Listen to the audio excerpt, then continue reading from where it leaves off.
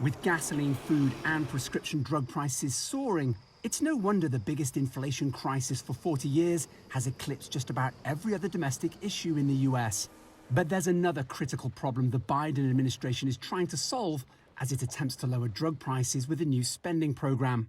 This package will reduce the federal deficit by over $300 billion. Already on my watch, deficits come down my first year by $350 billion and a record $1.7 trillion at the end of this fiscal year. That looks like a big reduction, but just consider the size of the overall debt pile. Cutting the deficit is undoubtedly helpful, but the national debt is the accumulation of those deficits year on year rolled into one.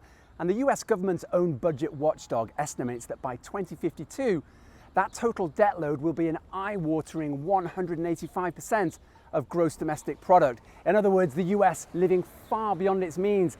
And if all that seems a long way off, consider that after the last great financial crisis in 2008, countries like Greece and Ireland went bankrupt because they were running similar debt loads. And that debt load in the US has repeatedly hit its legal threshold, forcing the US federal government to temporarily shut down before lawmakers either raised the debt limit or made budget compromises. The pandemic increased this debt as the federal government scrambled to buy masks and other healthcare essentials. Democrats say their proposed investment program will reduce this debt load using revenues from a corporate tax hike and giving government-run healthcare programs the ability to negotiate cheaper drugs.